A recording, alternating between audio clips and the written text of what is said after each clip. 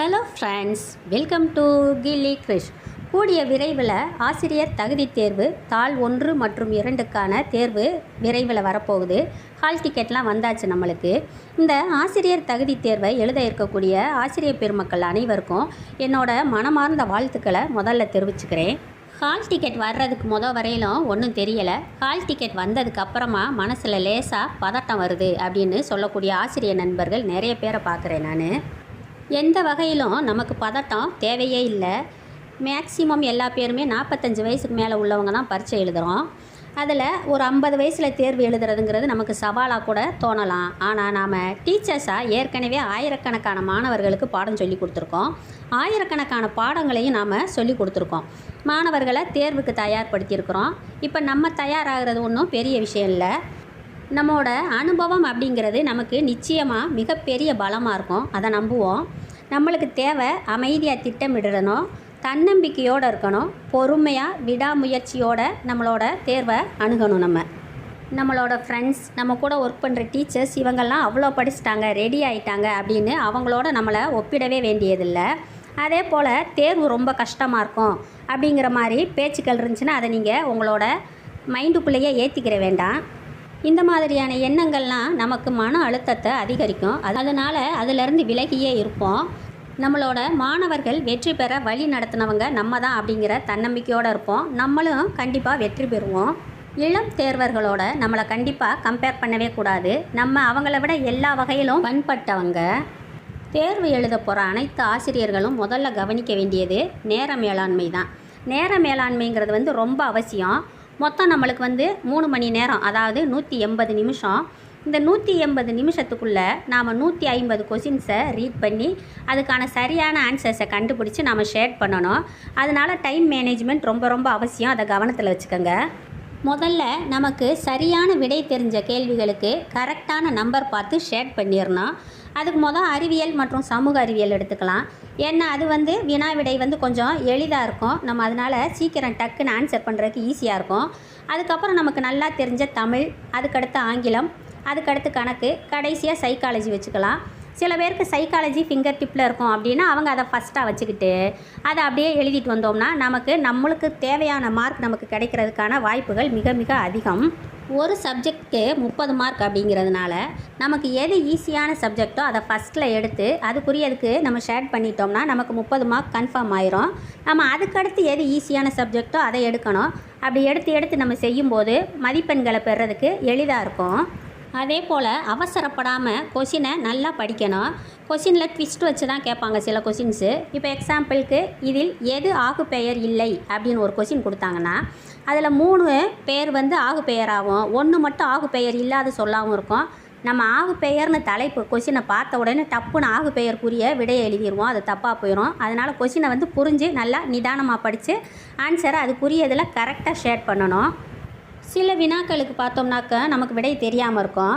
நாம் அவசரப்படாமல் அதுக்கு அடுத்தடுத்த கேள்விகளை பார்த்தோம்னாக்கா அதில் இந்த வினாவுக்கான விடை குறிப்புகள் இருக்கலாம். அதை வச்சு நாம் அதை ஷேர் பண்ணிக்கலாம். அதே போல் சில கொஷின்ஸ் பார்த்திங்கன்னா நமக்கு ரீட் பண்ணாலும் புரியாமல் இருக்கும். அந்த மாதிரி சமயங்களில் நம்ம அதுக்கு பக்கத்தில் இருக்கக்கூடிய இங்கிலீஷில் கொடுத்துருக்கிற கொஷினை படித்து பார்க்கணும். சில நேரங்களில் நமக்கு அது புரிஞ்சு நமக்கு ஆன்சர் பண்ணுறதுக்கு ஹெல்ப்ஃபுல்லாக இருக்கும். இனி இருக்கக்கூடிய குறுகிய காலத்துக்குள்ளே மார்க் டெஸ்ட் ஒரு நாளைக்கு 1ஆவது அட்டன் பண்ணி பாருங்கள்.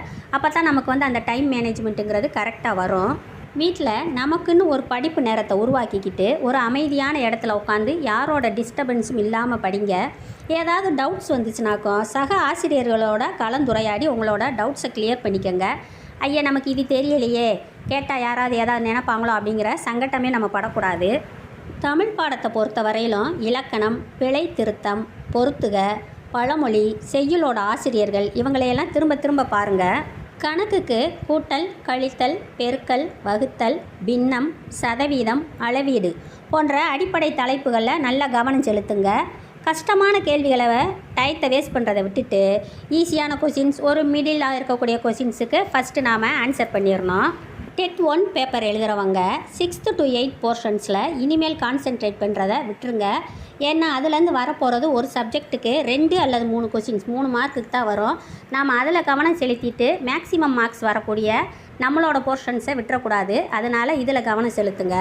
சைக்காலஜியில் பியாஜே, வைகாட்ஸ்கி, கோல்பெர்க், கார்ட்னர் இவங்களோட கல்வி உளவியல் கோட்பாடுகளை நல்லா படிச்சுக்கோங்க. அதே போல் இவிஎஸ்சில் குடும்பம், சமூகம், தாவரங்கள், விலங்குகள், சுகாதாரம் போன்ற பகுதிகளை ரீகால் பண்ணிக்கோங்க. எக்ஸாம் சென்டர் எதுங்கிறது நம்ம எல்லாருக்குமே இப்போ தெரியும். அதனால் எக்ஸாம் சென்டர் எங்கே இருக்குது என்னங்கிறத முதலையே விசாரித்து வச்சுக்கிறணும். டெட் பேப்பர் 1 and 2 2 எக்ஸாம் எழுத போகிறவங்க கிளியராக இருந்துக்கங்க. நம்ம பாட்டில் மறந்து போய் 1ஆம் நம்பருக்கு 2ஆம் நம்பர் சென்டருக்கும் 2ஆம் நம்பர் எழுதுறதுக்கு 1ஆம் நம்பர் சென்டருக்கும் மாறி போயிடக்கூடாது. அதனால் கரெக்டாக எது தேர்வு மையமோ அந்த தேர்வு மையத்துக்கு நாம் போகணும். அதை கவனத்தில் வச்சுக்கிறணும். எக்ஸாமுக்கு படிக்கிறேன் பேர் வெளின்னு நம்மளோட உடல் நலம் மற்றும் மனநலத்தை கவனிக்காமல் விட்டுறக்கூடாது. தேர்வுக்கு முதல் நாள் நம்மளுக்கு எவ்வளோ நேரம் தூக்கம் தேவையோ குறைந்தபட்சம் 8 மணி நேரம் நல்லா தூங்கிடணும். அதே போல் சுகர், பிபி இருக்கிறவங்க, மற்ற உடல் நல பிரச்சனைகள் இருக்கிறவங்களாம் அதுக்குரிய மாத்திரைகளை எடுத்துக்கிறணும். எக்ஸாம் சென்டருக்கும் கொண்டு போயிருங்க மறக்காமல். எக்ஸாம் அன்னைக்கு காலையில் சாப்பாடை தவிர்த்துறாதீங்க. நமக்கு ரிப்போர்ட்டிங் டைம் என்னவோ அதுக்கு முன்னாலேயே சாப்பாடை முடிச்சிருங்க. எல்லா பேருமே முடிச்சுட்டு மாத்திரைகளையும் போட்டுக்கோங்க தேவைப்படுறவங்க. எக்ஸாமுக்கு மொதல் நாளே ஹால் டிக்கெட் எல்லாம் ஜெராக்ஸ் எடுத்து வச்சுக்கோங்க. அதே போல் பிளாக் கலர் பேனா, நம்மளோட ஐடி ப்ரூஃபு, தண்ணி, மாத்திரைகள், ஸ்நாக்ஸ் ஐட்டம்ஸ், கர்ச்சீஃப், இன்னும் உங்களுக்கு அடிப்படை தேவைகள் என்னென்னவோ அது எல்லாத்தையும் மொதல் நாளே எடுத்து வச்சுக்கோங்க. அடுத்த நாள் அவசரத்தில் பதட்டத்தில் எதையாவது விட்டுருவோம். அதனால் மொதல் நாளே எடுத்து வச்சுக்கணும். இது எல்லாத்தையுமேவும் நமக்கு நல்லா ஆன்சர் தெரிஞ்ச கொஷின்ஸை அட்டன் பண்ணி நம்மளோட நம்பிக்கையை வளர்த்துக்கிட்டு அதுக்கு அடுத்தடுத்த படிக்கிறதுக்கு அடுத்தடுத்த கொஷின்ஸுக்கு ஆன்சர் பண்ணுவோம். இன்னொரு முக்கியமான விஷயம், இது ஐஏஎஸ், ஐபிஎஸ் போன்ற குடிமை பணிகளுக்கான தேர்வு கிடையாது. இது ஒன்லி ஃபார் எலிஜிபிள் டெஸ்ட் மட்டும்தான். அதனால் நம்ம எக்ஸாம் ஹாலில் நம்மளோட கூட இருக்கக்கூடிய சக ஆசிரியர்களுக்கு நம்ம உதவி செய்யணும். கண்டிப்பாக உடல் நலம் இல்லாதவங்க, மனநலம் இல்லாதவங்க நிறைய பேர் வருவாங்க. அவங்களுக்கு நாம் நம்மளால் முடிஞ்ச உதவிகளை செய்யணும். இந்த தேர்வை அட்டன் பண்ண முடியாதவங்க, அட்டன் பண்ணியும் பாஸ் பண்ணாதவங்க எதுக்காகவும் கவலைப்பட வேண்டியதில்லை, பதட்டப்பட வேண்டியதில்லை. ஏன்னா நமக்கு அடுத்தடுத்து 3 ஆண்டுகளுக்கு தேர்வுகள் இருக்குது. அதில் ஏதாவது ஒன்றில் எழுதி பாஸ் பண்ணிக்கலாம். அதனால் எந்தவித பதட்டமோ பயமோ இல்லாமல் தேர்வை அணுகுங்க. All the best for all the teachers. Thank you friends. see you soon.